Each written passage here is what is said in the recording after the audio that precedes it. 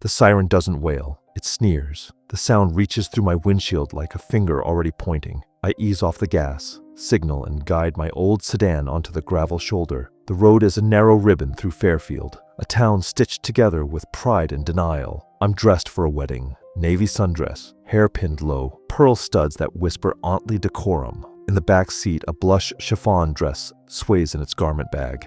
On the passenger seat, my niece's card waits with careful calligraphy and the front row request that still makes me smile. Both hands at 10 and 2, breathing steady. I don't reach for the badge in my wallet or the federal ID in my tote. The lesson my mother drilled into me hums beneath my skin. Never give anyone the excuse they're already hunting. Boots crunch on gravel. One pair becomes 2, becomes 4. Sunglasses approach, not to reflect truth, but to reflect power. The leader carries himself like the world makes room. He taps my window in a way that is not a request. I lower it just enough for civility and the law. He identifies himself as the sergeant without using the word please. He demands license and registration, and before I can move, orders me out of the vehicle. I ask calmly what the cause for the stop is. He declares speed and no seatbelt, as if facts are created by tone. I say I'm wearing my seatbelt and that any speed over the limit was unintentional. I add that I'll accept a citation. He decides the conversation is over because around here, he explains with a smile, people don't argue with the first thing he says. I unbuckle slowly and step out.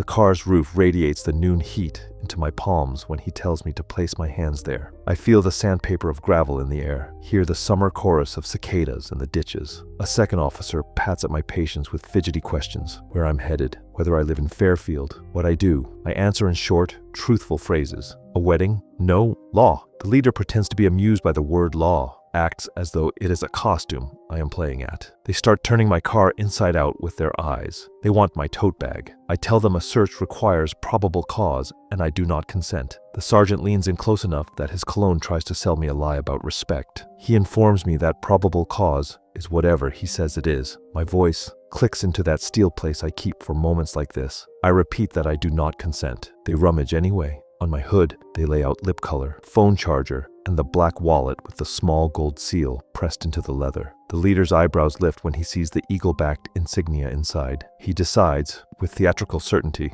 that it's fake. One of the younger officers throws in a jeer about people who think a badge makes them special. I ask for a supervisor. The leader makes a show of saying he is the supervisor. He grabs my wrist. It isn't a trained hold. It's a demonstration. The cuffs close with a practiced clack. He announces resisting and failure to obey, building a paper theater in which I am already the villain. Another officer films with a phone while the sergeant riffles through my garment bag and parades the blush dress like a prop. He says something about princesses and prom, the kind of comment designed to flake away dignity. I keep my face still. I remind myself, I am not their storm. I am the levee. They slide me into the back of the cruiser. Heat blooms off the vinyl. The door slams and the town's sounds flatten to a hum. Through the window, Fairfield glides by. Shuttered movie theater. Diner with a chalkboard special. Courthouse pretending to be older than it is. A drooping banner promises Founders Day, the kind of celebration that dresses up memory as heritage and calls it wholesome. The station is cinderblock bright and fluorescent unforgiving.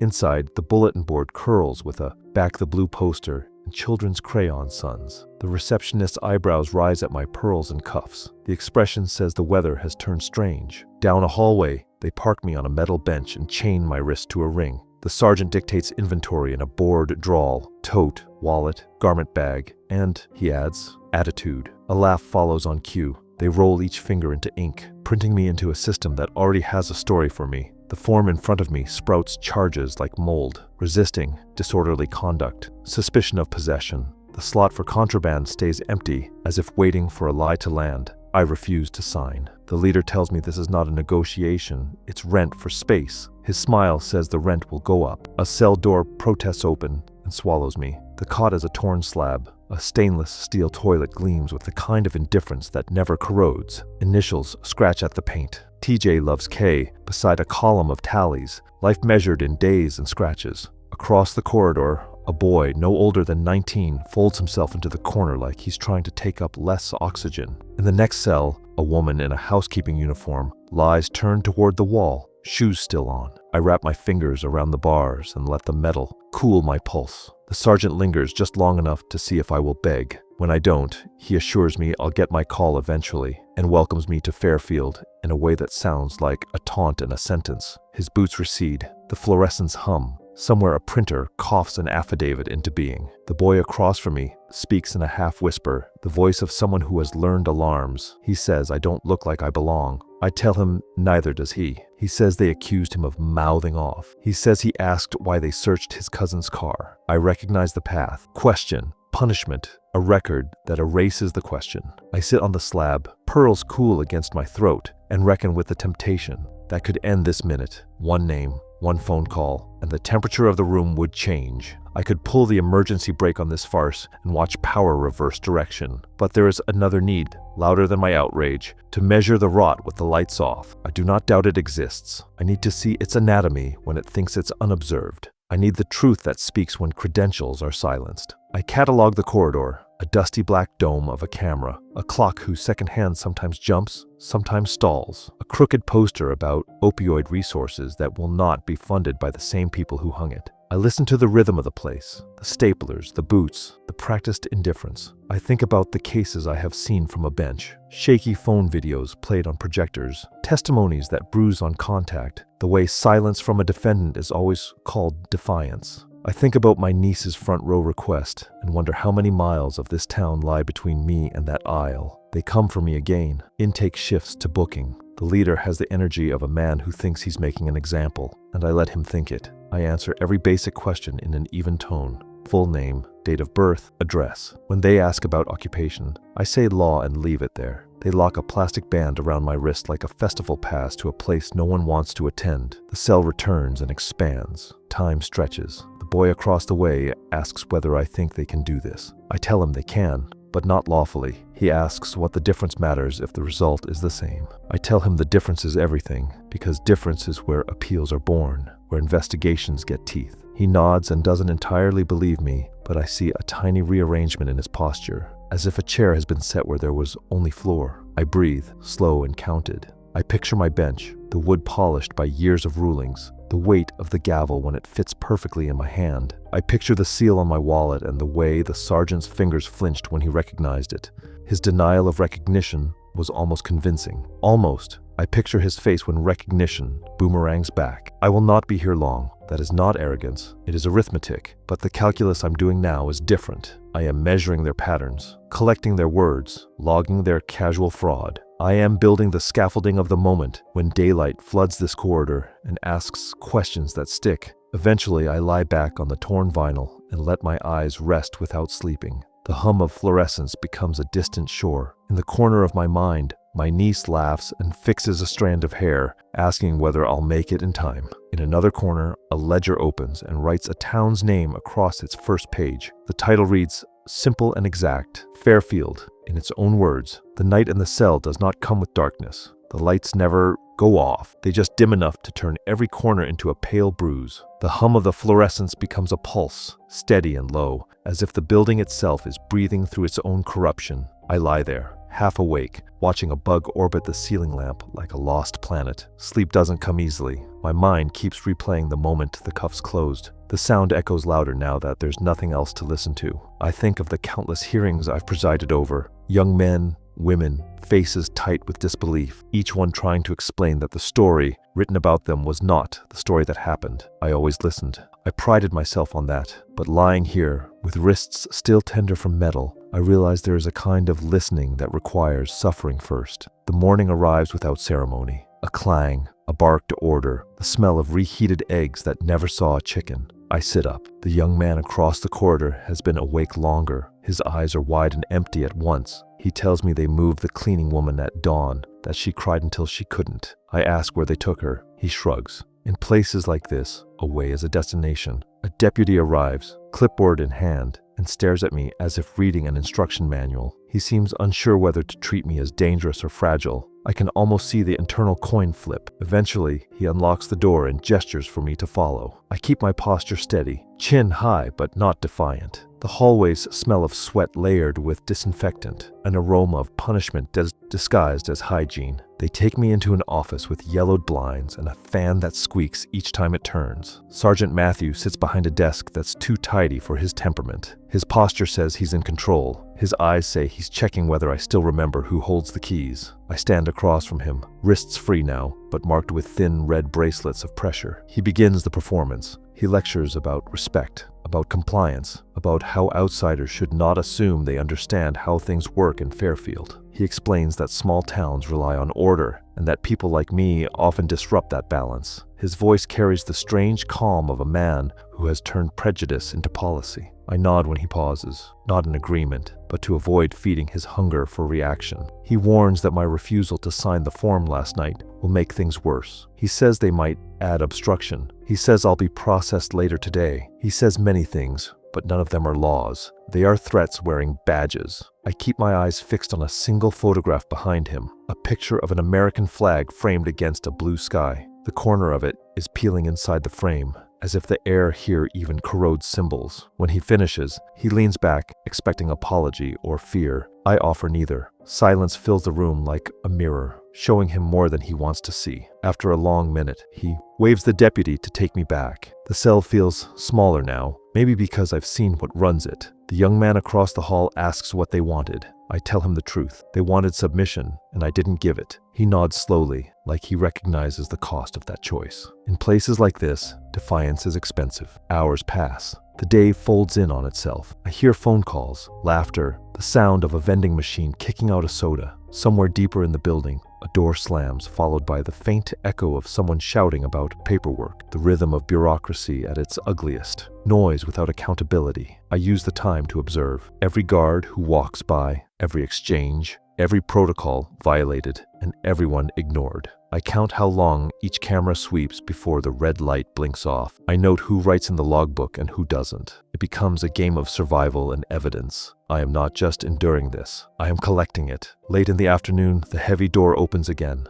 Another officer enters, not the sergeant, not any of the earlier faces. This one is older, tired, with the weary look of a man who once believed in something. He glances at my wristband, then at the cell door, and frowns. I see hesitation, the rarest thing in Fairfield so far. He asks for my name, quietly. When I tell him, his face changes just slightly. He studies me, as if trying to place a memory. He says there's been a delay with my file and that I'll have to stay overnight again. His tone is apologetic, but also careful, like he's performing kindness in front of cameras that might not like it. Before leaving, he sets a paper cup of water inside the cell. It's the first human gesture I've seen all day. I thank him. He doesn't answer, but I catch the flicker of conscience in his eyes before he closes the door. Evening bleeds into the corners. The boy across the way starts humming a tune. Low, repetitive, almost prayer-like. It reminds me of my father humming gospel songs while fixing things around the house. He used to say that sound could fill a space with peace, faster than words. I hum along quietly, and for a few minutes, the corridor feels less like a wound. Then I hear shouting from the main hall, boots running,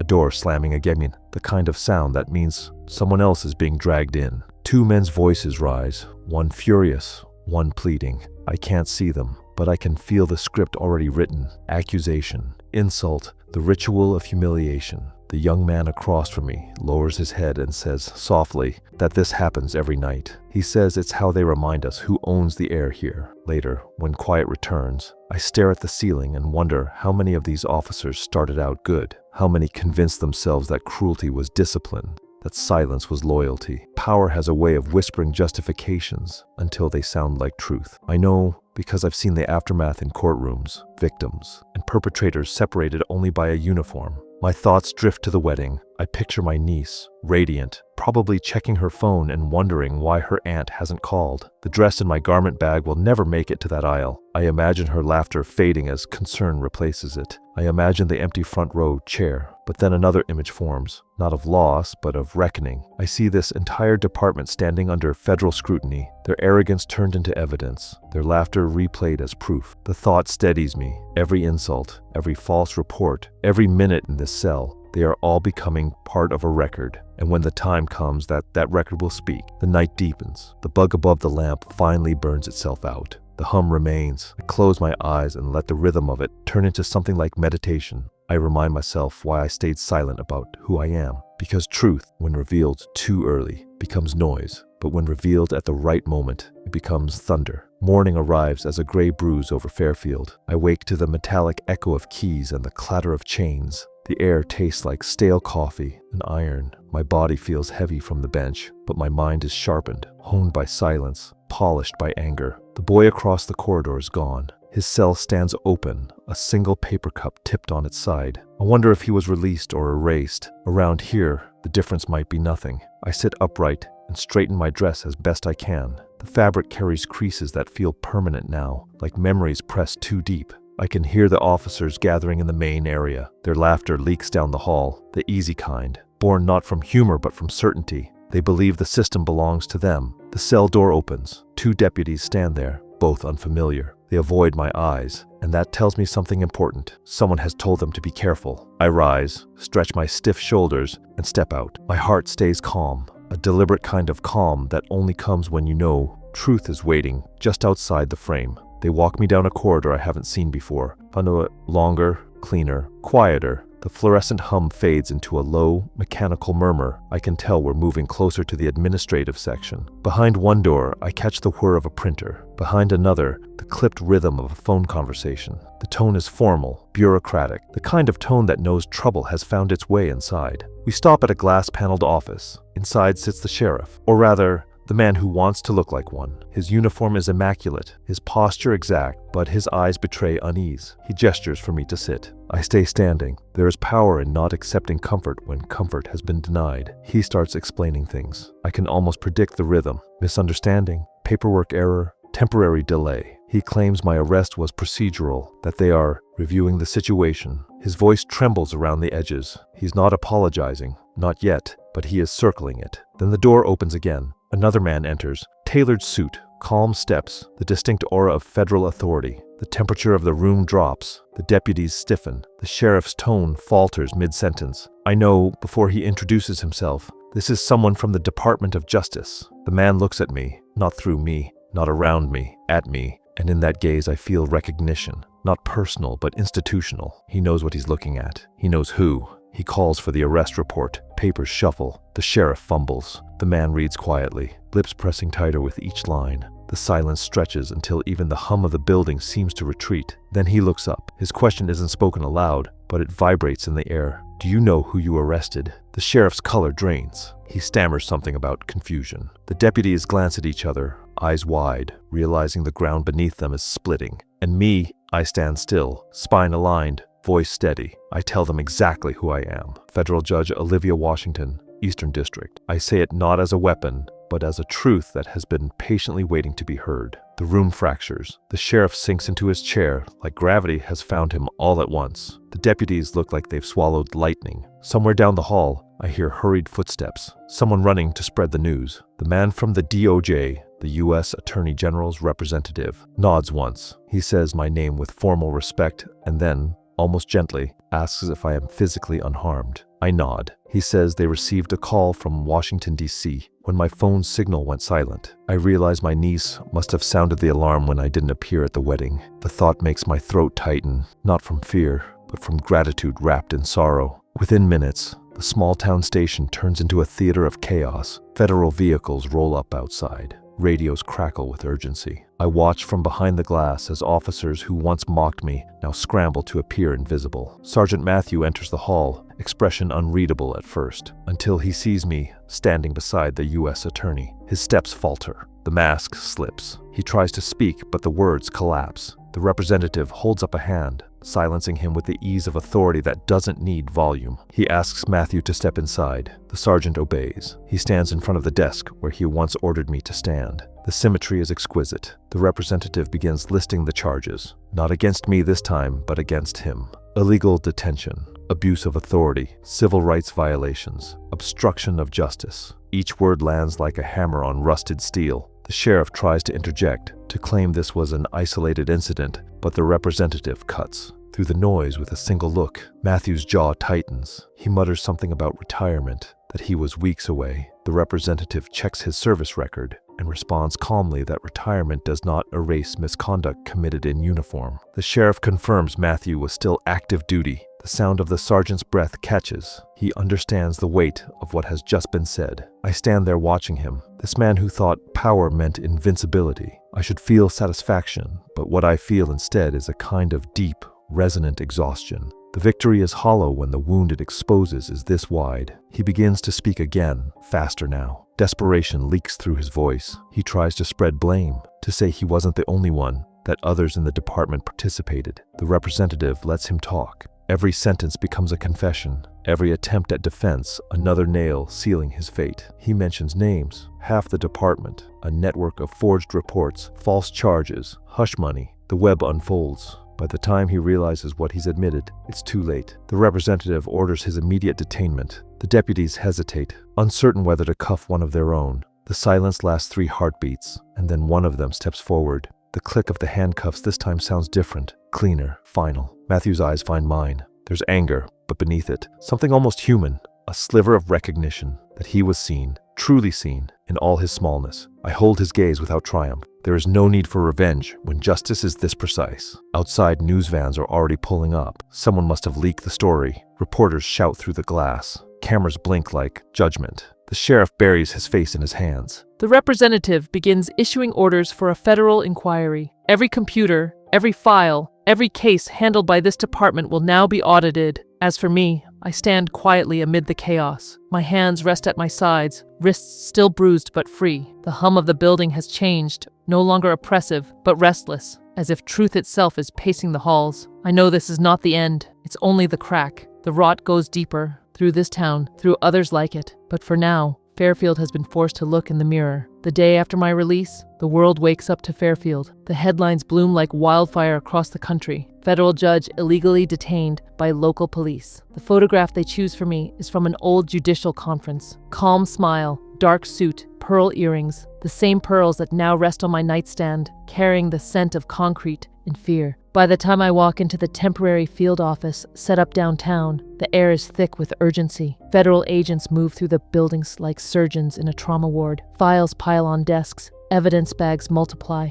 I see faces drawn tight by disbelief. None of them imagined corruption this deep could hide in a town so small. The U.S. Attorney Daniel Harper greets me at the entrance. His expression is composed but sharp, a man trained to keep rage contained inside the armor of procedure. He says the Attorney General has authorized a full-scale investigation into Fairfield County's law enforcement, a task force coordinated between the FBI and the Department of Justice. I am to act as a judicial advisor, silent, impartial, but present. The irony isn't lost on either of us. Just days ago, I was a prisoner here. Now I'm part of the reckoning. We begin with the files, hundreds of them. Arrests without warrants, confessions extracted without counsel, missing footage from dash cams conveniently malfunctioning. The pattern is unmistakable. Intimidation, fabrication, control. The victims are predictable. Black men, immigrants, single mothers, anyone without the means to fight back. I read a report describing a teenager detained for resisting arrest after asking why his friend was searched. I picture the boy from the cell, his quiet question, his fear. The file doesn't have his name, but the story matches too closely. I make a note to find him. Daniel moves from desk to desk, directing agents, calling Washington, arranging interviews. The local sheriff's office has been sealed off. Officers are being questioned one by one. Some are silent. Others crumble fast, afraid of federal prison more than loyalty. By noon, the first wave of arrests begins. I watch through the glass as 2 agents lead Sergeant Matthew down the courthouse steps in cuffs. He doesn't look at me this time. Maybe he knows that his story is already being rewritten, not by rumor, but by evidence. Inside the conference room, the energy is relentless. Screens flicker with spreadsheets and scanned documents. A digital map glows with pins marking cases under review. Every new discovery feels like tearing wallpaper off a house that's been burning quietly for years. One agent shows us a chain of money transfers, police bonuses that trace back to local prosecutors who received campaign donations from private contractors supplying prison labor. It's a cycle of profit, disguised as punishment. I've seen corruption before, but never this synchronized. By late afternoon, Daniel gathers the core team. He speaks calmly, but the air around him vibrates with conviction. He lays out the scope, a network of officers, prosecutors, and even judges complicit in fabricating charges to inflate conviction rates. The motive wasn't just money, it was power. the kind that feeds on silence. I ask how far it reaches. He looks at me for a long second before answering that they don't yet know. The honest weight of that answer chills me. When the meeting ends, I step outside for the first real breath of air I've had in days. Fairfield's streets look unchanged, but the illusion has cracked. Storefronts still shine under autumn light. People still walk their dogs and buy coffee. Yet beneath the calm, the whole town trembles, the kind of tremor that comes when denial starts to collapse. Reporters swarm the sidewalks. Microphones flash like weapons. They shout my name, asking what it feels like to be the symbol of justice betrayed. I keep walking. I don't want to be their symbol. I want to be the one who finishes what this place started. That evening, I stay in a government hotel on the edge of town. The window overlooks the river that snakes behind Fairfield like a secret. I watch the current move under the bridge, the same bridge the police cruiser crossed when they took me in. I replay every second, every look, every smirk, not as memory, but as evidence. The next morning, the task force begins interviewing townspeople. Some are hesitant, afraid to speak. Others come forward in waves, voices trembling with long-buried anger. A man describes being stopped every week for routine checks. A mother recounts her son's arrest for jaywalking that ended in a broken arm. A store owner admits he paid bribes to avoid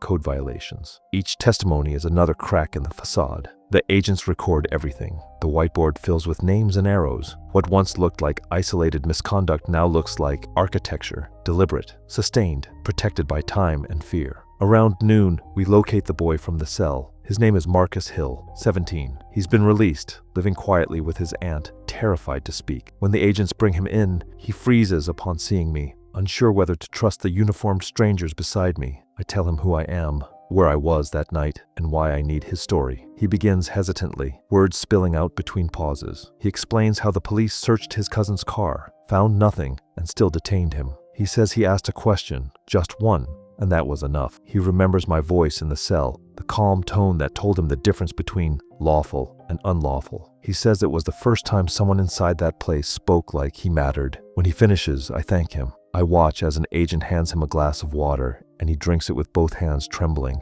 I realize that courage doesn't always roar. Sometimes it barely whispers. Days turn into a rhythm. Evidence, interviews, reports. The web widens. 32 officers suspended, 6 prosecutors under investigation, 3 judges questioned. Each revelation pulls the mask further off the town's face, but with progress comes resistance. At night, anonymous threats flood the investigation's email. Trucks idle too long outside the hotel. Daniel insists on security details for everyone involved. I don't argue. I know what happens when systems cornered by truth start to bite. Still, I refuse to leave Fairfield. My presence has become a statement. Every morning I walk Nino into the field office. I remind them, and myself, that justice doesn't flinch. By the end of the week, we have enough to move forward with federal indictments. The evidence is staggering. For years, this department used traffic stops and minor offenses as cover to extort, brutalize, and silence. And they almost got away with it, until they stopped the wrong woman. That night, alone in my hotel room,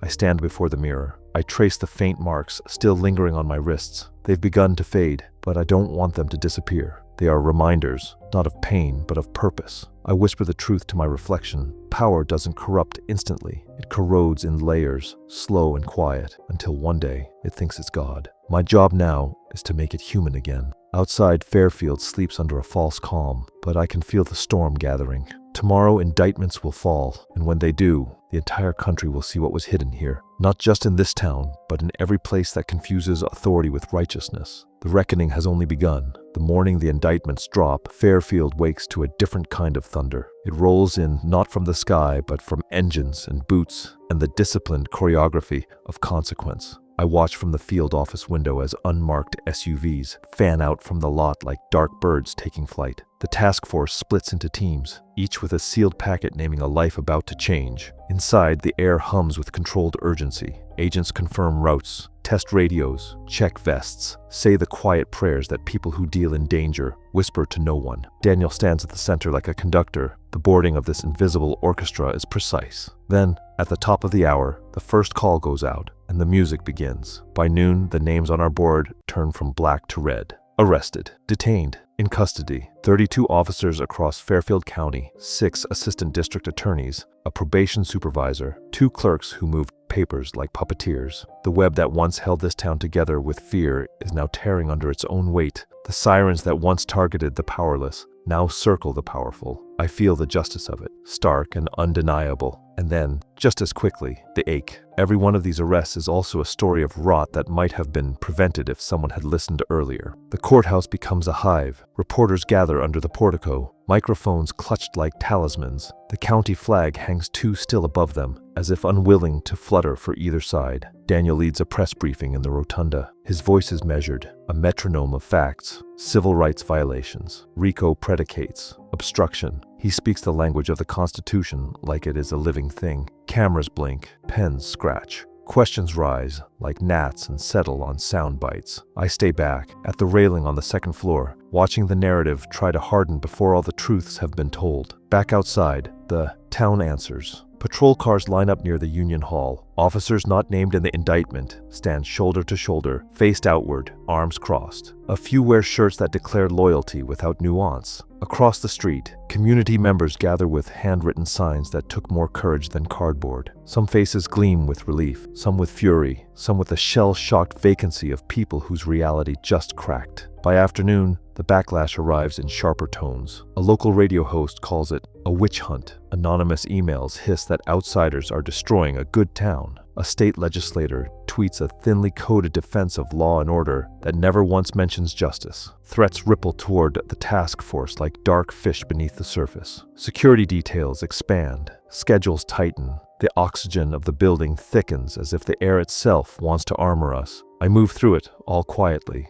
an observer and a witness. In the booking area, I watch men who swaggered in hallways now stare at scuffed floors. They sign forms they once forced others to sign. They surrender belts and phones. Their gazes graze me, slide off, return as if trying to solve a riddle. Some look like they are pleading for a version of themselves that existed before power taught them how to be small. Others radiate a dangerous stillness. They have mistaken consequence for persecution. The difference matters to me. It will matter to the court. In an adjoining courtroom, borrowed for initial appearances, the ritual unfolds. Defendants line up with counsel. The judge on the bench, flown in from another district, carries the exact neutrality the moment requires. Charges are read, conditions set.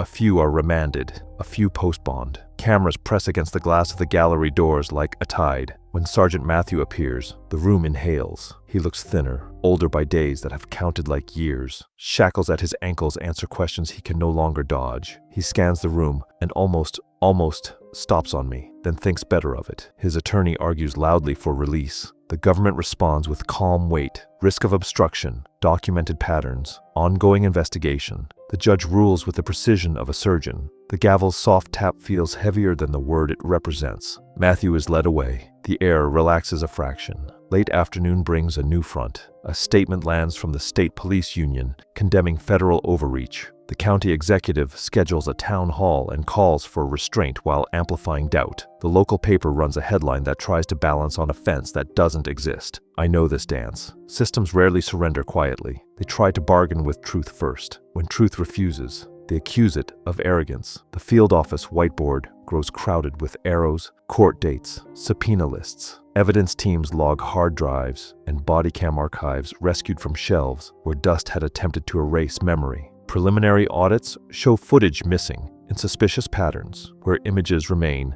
they cut like light through a crack. The glint of cuffs on an unresisting wrist, a shove built into a laugh, the shaking of a camera right before the moment it needed to see. Between motions and meetings, I find small pockets of ordinary, a cup of burnt coffee that tastes like work, a pair of aching feet reminding me I am flesh, not emblem. A text from my niece with a photo from her wedding, her smile brave around the void where I should have been. She writes only 2 words that feel like a benediction: keep going. I hold the screen a moment longer than necessary, then tuck it away like a talisman. Evening brings a federal's only security briefing, threat assessment, route changes, names of online agitators who think anonymity is armor. Daniel speaks plainly. This will get louder before it settles. We are not just prosecuting cases. We are prosecuting a culture. That line lands in the room and refuses to move. Heads lower, backs straighten. The work sharpens. Afterward, I step outside into the blue hour. The field office backs onto the same river that has watched this town pretend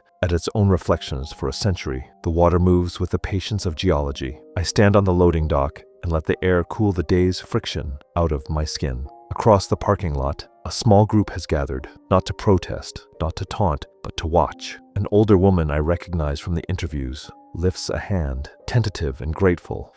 I lift mine back and feel a tremor I did not expect, something like humility threaded with resolve. Back inside, a junior agent brings me a stack of citizen complaints filed and ignored over 10 years. The pages carry the dents of pencils pressed too hard by people trying to make their words matter. Names recur, streets recur, the same officers like bad refrains. I think of the theology of repetition. What we repeat becomes who we are. This town repeated the wrong things. Now we will teach it a different song. Around 9, an emergency motion lands from a defense team attempting to suppress financial records for a prosecutor under indictment. The argument dresses obstruction in the costume of privilege. The government responds within the hour, crisp as a winter night. The supervising judge denies the motion before midnight with an order that reads like a boundary finally drawn. I return to the hotel feeling both emptied and overfull. My room is neat in the way hotel rooms are neat, obedient to strangers. I set my pearls on the dresser and study the fading bruises on my wrists in the bathroom mirror. The edges are yellowing,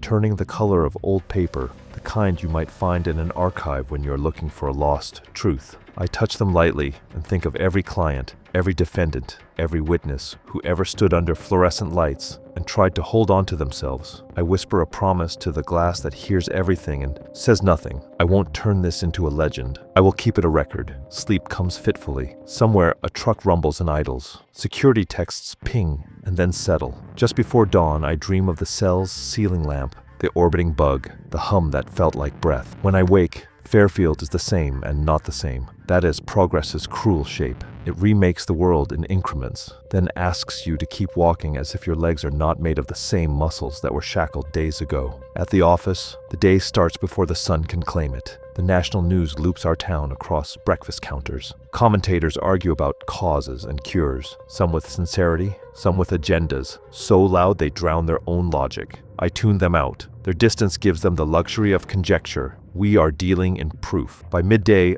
a new wave of witnesses arrives, some emboldened by the arrests, others afraid of retaliation. A mother places a folded photograph on the table. Her son stares out from it with a smile that will not age past the day he learned how quickly a record can devour a future. She tells the story with a steadiness that breaks me in the places I have trained not to break. I thank her. I mean it with more than words. When the session ends, Daniel and I look at the whiteboard. Names connected to names, arrows to dates, charges to statutes, an anatomy of harm mapped like a constellation whose pattern is finally readable. He says quietly that the next phase will be harder. Trials, jury selection in a county soaked in compromised loyalty, media oxygen turning sparks into wildfires. I nod. Harder does not mean impossible. Harder only means essential. As evening leans in, I return to the river. The sky is indigo now, stitched with early stars. I think of my father's gospel humming, of my mother's vow about dignity, of Marcus's wide, frightened eyes in the cell, of the woman turned to the wall in her housekeeping shoes. The faces stack inside me like pages that will not staple but must be kept together. I breathe until the noise recedes. The sirens in Fairfield still sound at night, but they no longer sneer. They sound like something else now, alert, urgent, obligated. Maybe that is me projecting hope onto a tone, or maybe the town is learning a new pitch. Either way, tomorrow we keep going. The morning begins with my name echoing through every television in America. The anchors say it like a brand now. Judge Olivia Washington, the woman who stood against corruption. They use phrases like symbol of justice, national reckoning, the face of accountability. I watch for a moment, long enough to see my face framed by words that feel heavier than they sound. Then I turn it off. The truth is, I never wanted to be anyone's symbol. Symbols are too easy to worship, too easy to destroy. I want to remain human, flawed, thinking, tired and angry in measured doses. But once the machine of public narrative begins, it doesn't stop. It spins truth into entertainment and justice into spectacle. By mid-morning, the press lines the courthouse steps. News vans hum like bees. Cameras angled towards every door. Reporters shout my name when I pass, asking whether I believe racism still defines small-town America, whether I think I'll run for office, whether I forgive the men who arrested me. The questions come like waves, too fast, too shallow. I move through them silently, flanked by federal security. My silence angers them. Silence doesn't sell. Inside, the investigation deepens. New files reveal years of cover-ups linked to county officials, land seizures disguised as urban renewal, court fines rerouted into private accounts, entire cases buried under red tape. The corruption is no longer just about police misconduct. It's systemic rot, stretching from courthouse to city hall. Daniel's expression grows darker with every discovery. He says quietly that what we're seeing isn't just Fairfield. It's a mirror of every small system that forgot how to serve its people. The mood in the office tightens. Agents sleep in conference rooms now. Coffee turns into currency. The whiteboard grows crowded, lines crisscrossing like veins. I spend hours reviewing transcripts, statements from officers who turned cooperative. One name keeps repeating, Captain Rains. He was Matthew's superior, the man who looked the other way, who signed off on reports without reading them. Now he's missing. His house stands empty, car abandoned near the highway. A warrant is issued before sundown. The same evening, a threat arrives at my hotel. A handwritten note slid under my door. You made them hate us. Leave before they fix it. The handwriting is shaky, deliberate. There's no signature. My security detail doubles overnight. I pretend calm, but my chest hums with quiet unease. Fear is a strange thing. It doesn't paralyze me. It sharpens me. It turns everything into evidence. The next morning, a storm rolls through Fairfield. The rain falls hard, washing the town clean for a moment. I watch from the window as the water sluices through the gutters, carrying leaves and dust and secrets toward the river. Somewhere beneath that same water, I imagine the weight of everything this town has buried. At the field office, Daniel briefs the team. They've traced financial records linking Captain Rains to offshore accounts connected to construction contracts, the same contracts used to justify seizing properties from black families over unpaid fines. The operation was deliberate, calculated, and cruel. I feel nausea bloom behind my sternum. This wasn't negligence. It was theft wearing the mask of bureaucracy. By afternoon, the town council releases a statement denying all knowledge. The mayor appears on local television, face powdered, voice trembling behind rehearsed outrage. He calls for unity. He calls the investigation divisive. He says Fairfield is a proud town, misunderstood by outsiders. The same narrative always returns. When systems are exposed, they call exposure betrayal. Meanwhile, the public grows louder. Demonstrations form downtown, half cheering for reform, half defending the police. The two sides face each other across barricades, shouting into the same humid air. From above, it looks like two reflections of the same wound. That night, I can't sleep. I replay the images of the protests on the news, the chants, the flags, the faces twisted by conviction. Somewhere in that noise, I hear the question that haunts every act of justice. How much change can a system take before it breaks entirely? Around midnight, my phone buzzes. Daniel's name glows on the screen. He tells me they've found Rains, alive, but barely. He tried to flee across state lines. When the agents caught him, he was carrying hard drives, forged passports, and a list of names. He's in custody now. They'll question him at dawn. Sleep finally comes in short bursts. I dream of the cell again, the hum of lights, the boy's frightened eyes, the metallic taste of silence. I wake before sunrise, sweating, heartbeat uneven. I dress slowly, methodically, the ritual grounding me in purpose. At the office, Rains sits in an interrogation room, flanked by two agents. His once perfect uniform is gone. He looks smaller without it, like a man who mistook power for identity. Where through the observation glass, I watch him talk. His voice cracks halfway through his story. He admits to authorizing forged charges, to splitting bribe money, to running intimidation schemes for local officials. But then he says something that freezes the room. He names names outside Fairfield, county prosecutors, state politicians, even a federal liaison in the Department of Corrections. The corruption is bigger than anyone imagined. It stretches far beyond this town's borders. Daniel looks at me, and I see the thought form in his eyes. We've opened a door we can't close. He orders the agents to document everything, double seal the evidence, notify DC. We've crossed into territory that will rattle more than this county. By afternoon, the Attorney General himself arrives. His motorcade slides through the rain-soaked streets, black cars reflecting the gray sky. The building tenses. I stand when he enters, and he greets me with quiet gravity. He says the president has been briefed. What began as one wrongful arrest has become a federal investigation into systemic abuse across multiple states. For a moment, the weight of it all hits me. The sheer scope, the lives, the history we've stumbled into. I feel both vindicated and terrified. The system is unraveling, and I'm standing in the middle of the thread. That evening, as the agents prepare sealed warrants and encrypted transfers, I walk out into the parking lot. The rain has stopped. The sky glows the color of iron, heavy but clearing. I breathe in the scent of wet earth and think about how justice always begins like this. One fracture, one woman, one refusal to bow. I think of the men who put cuffs on me, the boy in the cell, the mother with the photograph, the town that wanted to stay asleep. I think of the danger still waiting, the powerful who will fight to keep their empire hidden. But above all, I think of why I stayed silent that day, why I let the abuse unfold. Because sometimes, the only way to expose the darkness is to let it think it's winning. The lights of the field office shimmer behind me. The river hums somewhere beyond the trees. The storm has passed, but I know another is coming. Larger, colder, and aimed higher than anyone expected. And this time, I will not be the one caught unprepared. The story breaks wide open before dawn. By the time the sun rises over Washington, D.C., every major network is broadcasting the same footage. Federal agents hauling boxes of evidence from county offices. Politicians pretending surprise, and my face on split screens beside words like systemic collapse and national crisis. The camera flash becomes a kind of lightning, relentless, white, blinding. America loves a scandal, especially one that feels safely distant until it isn't. Within hours, the investigation into Fairfield mutates into something larger. Raines' confession connects dots no one wanted visible. Contracts,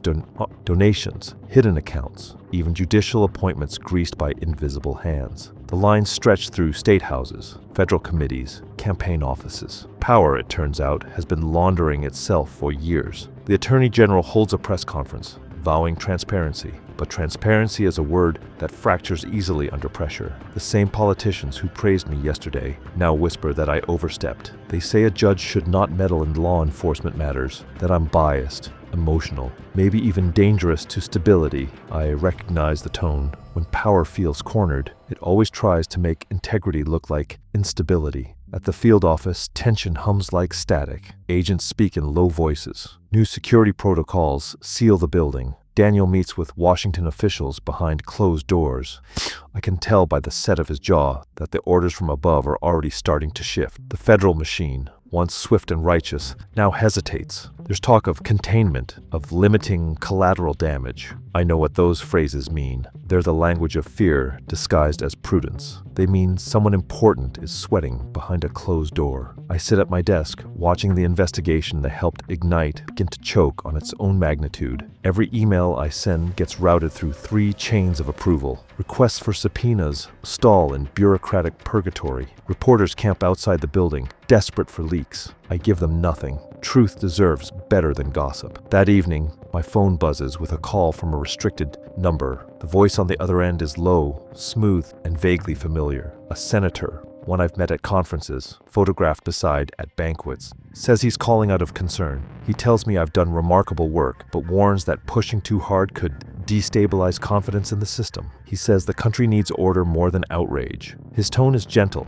persuasive, polished by decades of evasion. When he hangs up, I realize something chilling. He isn't threatening me. He's comforting himself. The next day, the media shifts tone. A popular talk show host questions my motives. A columnist calls me a crusader, blinded by personal trauma. Online, fabricated rumors bloom. Claims that I have political ambitions, that I staged my own arrest for publicity, that my record as a judge is under review. The noise spreads like rot. I refuse interviews. I keep working, but the attacks start sticking in places I can't reach. Daniel advises me to take leave for my safety. I decline, he argues. I listen in silence. When he's finished, I tell him that silence was the weapon they used in that station, and I won't hand it back to them. He nods, defeated, and quietly assigns 2 agents to shadow me around the clock. The days stretch into a rhythm of exhaustion. New evidence arrives. The encrypted files decrypted, offshore transfers exposed, emails archived with signatures too high to touch. The scope is staggering. It's not just Fairfield anymore. It's half a dozen counties, multiple states, a network of complicity that runs like veins through the country's institutions. But as the investigation grows, so do the obstacles. Warrants vanish between courts. Key witnesses suddenly withdraw cooperation.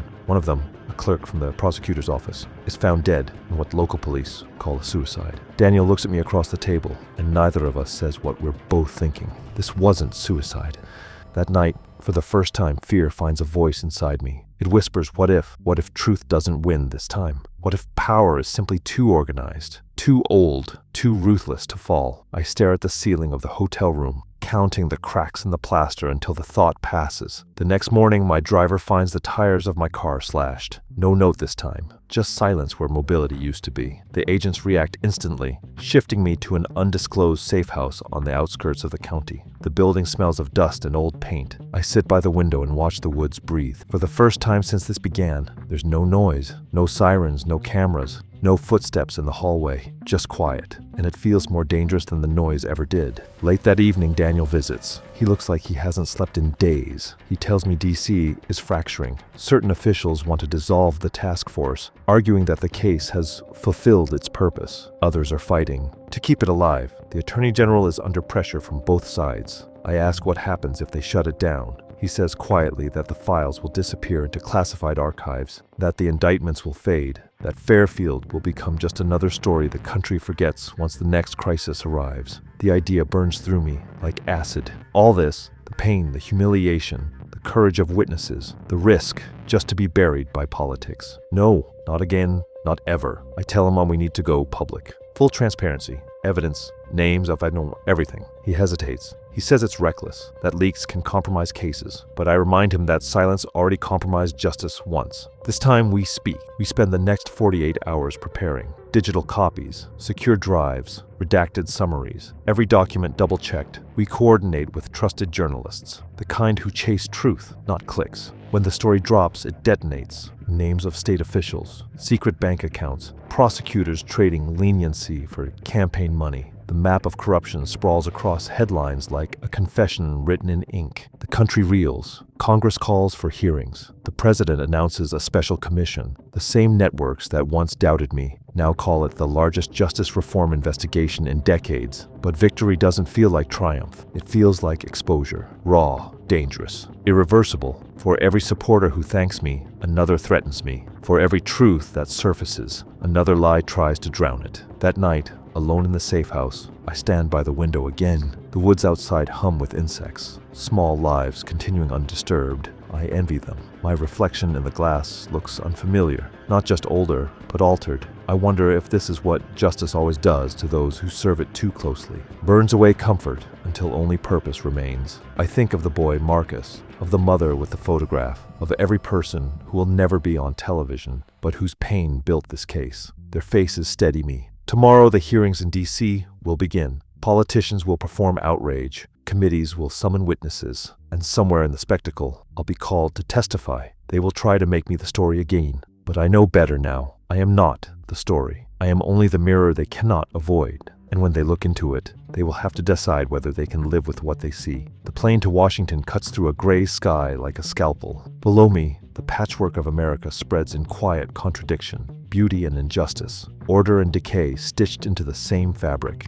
I watch the clouds drift, thinking about how truth always looks pure from a distance. It's only when you land that you see the scars. When we touch down, the air feels different, heavier, polished, rehearsed. Black cars wait on the tarmac. Federal escorts, staffers, photographers, the choreography of control. Step out, my heels clicking against the pavement, and immediately the sound of cameras erupts. Reporters call my name, their voices clashing like metal. I walk forward, spine straight, face unreadable. They see what they want to see, confidence. They never see the exhaustion beneath it. The hearings are set for the next morning. Capitol Hill looms under an iron sky, its dome glinting like an accusation. Inside, the hall smells of coffee, carpet, and ego. The committee room is vast, sterile, and full of watching eyes. I take my seat at the witness table, a microphone in front of me, the seal of the United States engraved into the wood. Across from me sit the senators, some curious, some hostile, some already writing the outcome in their minds. Cameras flash. The chairman begins with a speech about transparency and accountability. His tone is smooth, practiced, and hollow. I've been in enough courtrooms to know when justice is being performed rather than pursued. Behind him,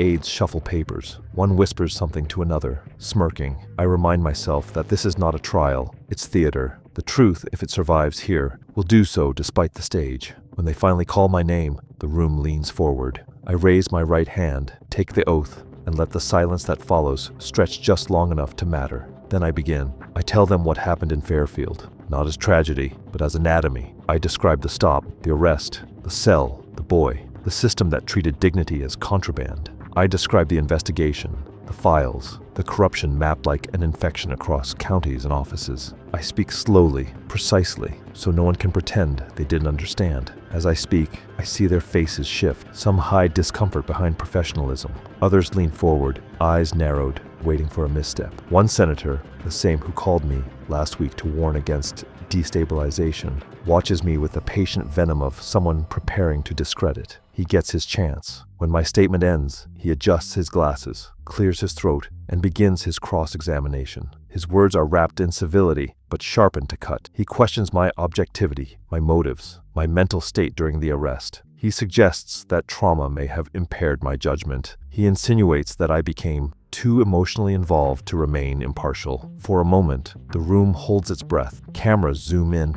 This is what they came for. The soundbite, the stumble, the crack. But I don't give it to them. I answer calmly. I remind the committee that objectivity does not mean apathy, that emotion does not corrupt truth, that justice without empathy is nothing but procedure wearing armor. I remind them that power without accountability isn't protection. It's tyranny with better lighting. The senator shifts uncomfortably. He tries again, accusing me of grandstanding, of seeking fame. I let the accusation hang, then tell him that if fame were my goal, I would have revealed my identity the moment they pulled me from my car. Instead, I waited. I watched. I endured. Because sometimes the only way to reveal injustice is to let it expose itself. The silence that follows is different this time. Not stunned, but thoughtful. A few senators nod. Cameras click slower, like they too are reconsidering. Then another senator, older and measured, asks the question that matters. What happens next? How do we rebuild trust after everything? The weight of it lands hard. I pause, choosing each word carefully. I tell them that justice isn't a destination, it's maintenance. That systems rot not from sudden storms, but from years of neglect. That reform will mean more than arrests. It will mean oversight, training, funding, and humility. I say that accountability must become habit, not headline. I look around the room and see the fatigue of self-preservation in their eyes. They want redemption without effort, cleansing without cost. But redemption is work. It requires bleeding. When the hearing adjourns, the reporters swarm again. Questions pierce the air about politics, legacy, race, reform. I give them the only answer I have, that justice is not a story to be told, but a practice to be lived. Then I walk away, before they can turn that into a slogan. That night, back in my hotel, I sit by the window overlooking the Capitol dome. The lights gleam cold and distant, beautiful from afar, hollow up close. The city hums with power, the kind that trades lives for legislation. I sip cold coffee and read messages from people across the country. Some thank me, some curse me. One writes, "You gave me courage to speak." I hold on to that one. Daniel calls to say the task force has been expanded nationwide. The president has signed an executive order for a federal review of law enforcement practices. It's a beginning, fragile and bureaucratic, but still a beginning. I thank him and tell him to get some sleep. He laughs softly, knowing neither of us will. When the call ends, I turn off the lights. The city glows outside like a circuit board, every window a fragment of someone else's power. I press my forehead to the glass and breathe, feeling the cool surface ground me. I think of Fairfield, the diner, the empty cell, the boy, the woman on the bench. I think of the river winding through the town, carrying its secrets toward the horizon. I imagine it reaching this city someday, spilling its truth into the Potomac, staining the marble steps of power with mud from the places it forgot. For the first time in weeks, I let myself cry. Not from fear, not from anger, but from the unbearable mixture of both. The tears feel clean, like rain washing a battlefield. Tomorrow, the world will move on. Another scandal, another crisis. But I will not. The fight has changed shape, but it isn't over. It never will be, not while silence still feels safer than truth. And so I whisper into the dark, vow that no camera will ever capture. I am not done. The days after Washington feel like walking a ridge in wind. Every step forward is a negotiation with balance. The hearings have ended. The headlines have thinned, but the consequences have not. If anything, they've deepened, trading spectacle for pressure. The country has resumed its scrolling, but Fairfield still breathes like a bruise. I return to the field office to find it changed in subtle ways. The desks are the same, the coffee still scorched, the whiteboard a tangled galaxy of names and arrows. But the air has a new density. People speak softer, move faster, check the door twice. We are past the phase of discovery. We are in the phase of endurance. Protection becomes the center of gravity. Witness lists harden into routes and routines. Marcus, the boy from the cell, relocates to his aunt's sister 2 counties over. A deputy marshal drives him to school before dawn and back after dark, varying the path like a prayer. He texts me once a week with the single word, learning. I respond with the single word, proud, and then stare at the screen until the glow fades, as if hope needs time to cool before it can be handled. The mother who brought the photograph meets with trauma counselors and lawyers in rooms that smell like new carpet and old pain. We place her in a program that sounds like protection, but feels like exile. She thanks us with a smile that wobbles at the edges. The shape of her bravery undoes me every time. Not everyone wants shielding. A store owner who testified about paying bribes insists on opening his shop each morning at 7. Same as always. Same bell above the door. Same faded baseball pennants on the wall. He refuses to let fear redraw his map. The marshals compromise by parking across the street and pretending to read the paper. The town pretends not to notice. Pretending is the currency of survival here. The backlash evolves. It stops shouting and starts whispering. Graffiti becomes stickers. Stickers become murmurs in grocery lines. Murmurs become policy proposals disguised as reform. A county committee floats a motion to reorganize oversight boards in a way that looks efficient and acts like anesthesia. I flag it. Call Daniel. Call the Attorney General's office. Call anyone whose job is to understand that language can be a weapon with a clean edge. The motion is tabled. It will be back in another form. Harm is patient. My security shifts from visible to invisible. The agents who once flanked me like parentheses now appear and vanish at corners and elevators, careful to keep me from learning their names. At first, the anonymity feels like distance. Then I realize it is a gift. They aren't removing themselves from me.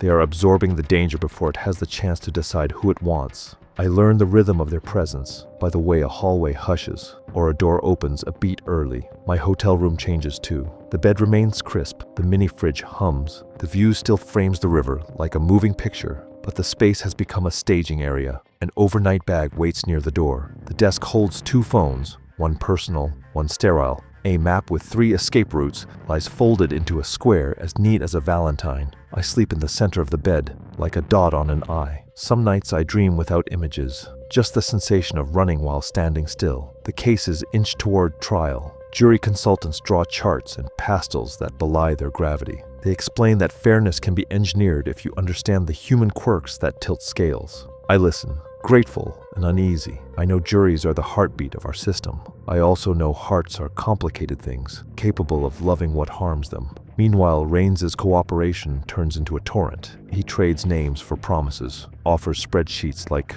bargaining chips, remembers dates with a precision that feels self-preserving rather than repentant. I read his transcripts and feel the old anger flare. He is not a penitent man. He is a cornered one. Still, corners produce useful maps. Evidence rooms begin to look like small cities. Boxes labeled by year and precinct stack into neighborhoods of memory. Digital forensics churns through drives, rescued from desk drawers and ceiling tiles and glove compartments. The past refuses to stay linear. It arrives like weather, overlapping and repetitive. We keep going, layering fact on fact until the structure can hold its own weight. The town continues its rituals. Friday football, church on Sunday, diner specials chalked in looping cursive. The simplicity is a comfort many cling to and a camouflage others exploit. I walk Main Street twice a week, flanked by shadows I'm not supposed to acknowledge. People greet me with nods that contain entire essays. Some gratitude, some warning, some bewilderment that a life can be both ordinary and broken in the same daylight. One evening, a letter arrives at the field office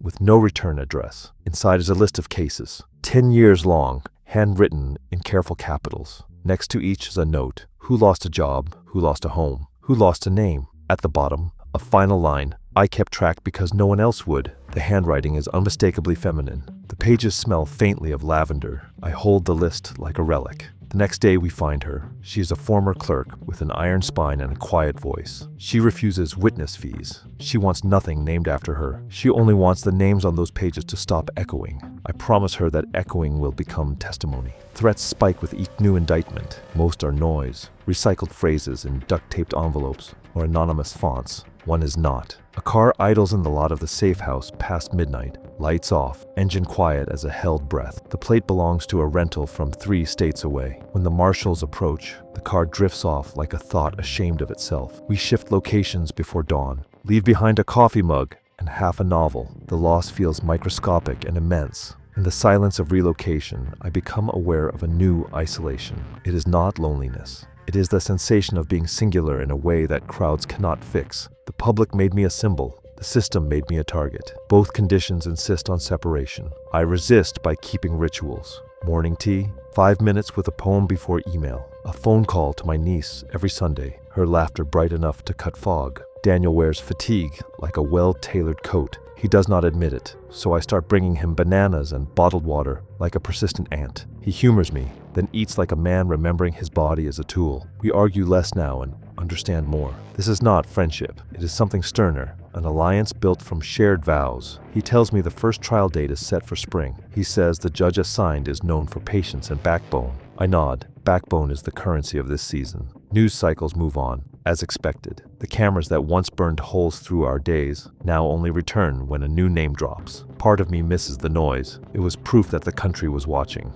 Another part is relieved. Work done under quieter skies tends to last. Still, quiet is never simple. It makes room for memory. When memory arrives, it does not knock. It floods. I remember the cell, the temperature of fluorescent light, the boy's voice turning a whisper into a shape. I remember the weight of the cuffs as data, the sergeant's smirk as a footnote I refuse to omit. I remember the moment in the sheriff's office when truth stepped into the room and did not ask permission. I store these details like evidence against myself on the days I forget why fatigue feels holy. Winter edges in. The river slows into a dark ribbon, roughened by wind. On a morning like steel, I stand at the bank, wrapped in a coat, and watch a flock of starlings shear the air into geometry. The formation is a kind of miracle, separate bodies moving as one intelligence. I think about communities, how they can be taught to move toward harm or toward healing, how the difference is leadership and memory, and who gets to narrate the past. Back at the office, an analyst runs in with a discovery that feels like a fuse catching. Buried in an old prosecutor's inbox, in a folder named with a typo, are drafts of memos coordinating case quotas between the DA's office and the police union. The language is clinical and devastating. Numbers where lives should be. It is the missing link between motive and method. We build a chain from it that clicks all the way up the ladder. The indictment that follows reads like architecture finally identified as a trap. That night, the town gathers at the high school auditorium for what the flyer calls a community listening session. The phrase is bland enough to disarm, earnest enough to invite. I sit on the stage with Daniel and a panel of people who have learned the price of microphones. The room is full of faces from both sides of the barricades. For 2 hours, pain speaks. Some of it arrives as fury, some as confession, some as a question that no one can answer yet. How do we live together, now that we know? When it ends, an old man with a veteran's cap waits by the exit. He clasps my hand in both of his and looks at me until I understand he isn't thanking me. He is passing weight. I carry it to the car and into the night like a stone I must not set down. Back in the room, I open my notebook and write a single sentence. Protect the flame. It is not poetry. It is instruction. Every system of harm wants the light to flicker, to learn its own smallness, to settle for embers. My job is not to be the fire. My job is to guard it while others learn to tend it. As I turn off the lamp, the phone buzzes. A message from Marcus. He writes an entire sentence this time. He says he is thinking about pre-law. I stare at the words until they settle into my bones. The future, it seems, has decided to enter the room, uninvited and luminous. Tomorrow, we file another set of charges. Tomorrow, another witness will sit across a table and transform pain into record. Tomorrow, another attempt will be made to wrap corruption in the gauze of normalcy. Tomorrow, the river will keep its slow argument with the banks, and the town will keep learning the difference between order and justice. Spring arrives like a slow confession. The snow melts from the courthouse steps. The trees loosen their gray fists, and the river, finally thawed, runs like it has something to say. It's been months since the first arrest, and Fairfield has changed its face. Not entirely, but noticeably, like a wound beginning to close around the memory of what cut it. The billboards that once screamed loyalty to law enforcement now advertise job fairs and legal aid clinics. The diner, once silent when my name was mentioned, now serves free coffee to public defenders. It's imperfect progress, but progress still. The first trial opens on a Monday, and the town feels it. The courthouse hums like a live wire. Protesters and supporters stand on opposite sides of the street, divided by tape but bound by attention. Reporters return, older in cynicism but hungry as ever. The smell of rain lingers, cleansing, fragile, brief. I take my seat behind the prosecution's table. Daniel nods across the room, his posture steady, his eyes rimmed with fatigue that now looks permanent. He mouths two words I understand even without sound. Almost there. The defendant is Sergeant Matthew, the man who began this story without knowing it. The man who once believed his badge could rewrite truth. His lawyers file motions, arguments, objections, all the choreography of desperation.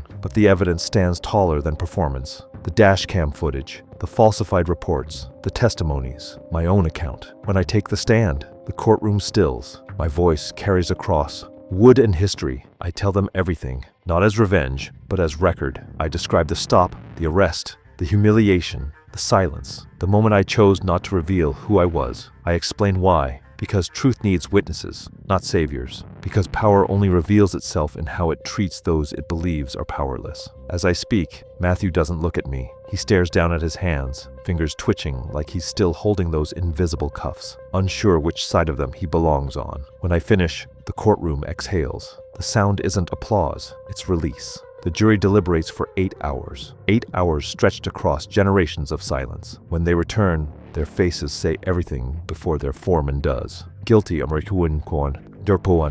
every count. For a heartbeat, no one moves. Then the gavel falls, and the sound ripples through the air like thunder disguised as punctuation. Matthew's shoulders fold inward. The judge thanks the jury. Reporters scramble for position. Somewhere in the gallery, a quiet sob breaks open and doesn't stop. Outside, the sky splits into rain again. Reporters chase quotes. Protesters chant. The courthouse doors swing like lungs. I step into the downpour without an umbrella. The water soaks through my coat, heavy but clean. The world feels raw, alive, unvarnished. Daniel joins me on the steps. For a moment, we just stand there, drenched and wordless, letting the storm do what storms do, remind everything that even stone needs washing. In the days that follow, more verdicts come, more guilty pleas, more resignations wrapped in apologies too late to matter. The task force's work spreads across the state like veins carrying oxygen to places long starved. New oversight committees are formed. Body cameras become law. The FBI releases a report confirming what we already knew, that Fairfield was not unique, only the first mirror to crack. I become the face of reform, whether I want it or not. My photo appears on magazine covers I never agreed to pose for. Panels invite me to speak about courage, leadership, resilience. I decline most of them. Courage isn't what I felt in that cell. It was exhaustion turned into stubbornness. It was survival, pretending to be grace. I keep my bench but take a leave from active trials. I use the time to travel quietly through the communities that wrote to me. Small towns that smell of dust and diesel. Cities where sirens still sound like warnings. Neighborhoods stitched together by people who refuse to forget. I listen more than I speak. Listening is what began all this. One afternoon, I drive back to Fairfield, alone this time. No motorcade, no agents. The roads look familiar but softer, as if distance has smoothed them. I park near the bridge that crosses the river and walk to the courthouse square. The statue of the town's founder, once spotless, now bears a small plaque at its base, a dedication to victims of civil rights abuses. Someone has placed fresh lilies there. The police station still stands, though the sign has changed. Fairfield Police Department is now Fairfield Community Justice Center. The paint is new, the symbol redesigned, open hands instead of crossed batons. Change rarely rewrites history, it only negotiates with it. Still, the air feels lighter. Inside, a young officer greets me. His badge gleams, his voice respectful, but unpracticed. He tells me the new recruits study the Fairfield case as part of their ethics training. He doesn't know he's speaking to the woman from those pages. I don't correct him. I just nod and tell him to keep listening more than talking. He smiles and says he'll try. Before leaving, I walk to the riverbank. The water moves steadily, indifferent and wise. I remember standing here months ago wondering if anything would change. Now the answer ripples before me. Not perfect, not complete, but undeniably alive. A breeze picks up. It carries the smell of rain, of soil, of something beginning again. I close my eyes and think of Marcus, who just started his first semester at a state university on a scholarship funded by the Victims Relief Program. I think of the mother who now volunteers at the legal aid office. I think of the clerk with the lavender-scented pages, still writing, still keeping track. Justice doesn't heal, It doesn't erase, it builds scaffolding where the wound can learn to breathe, and sometimes that's enough. As I walk back to the car, my phone buzzes. A message from Daniel, a photo of the courtroom today, empty benches, sunlight cutting across the seal of the court. The caption reads simply, "We did what we came to do." I smile, not the smile of triumph, but of closure. There are no heroes in this story, only people who refuse to stay quiet, people who chose the long, grueling work of repair over the comfort of pretending. The road home stretches ahead, slick with rain and light. I drive slowly, the wipers beating time against the windshield. The town fades behind me, smaller but somehow redeemed. I whisper to myself the words I've carried since that day in the cell, words that began as survival and have become a creed. Dignity is not granted, it is claimed. And as the horizon opens, I realize this was never just my story. It belongs to everyone who has ever been silenced and decided to speak anyway. Because justice, real justice, isn't a verdict. It's a voice that refuses to die.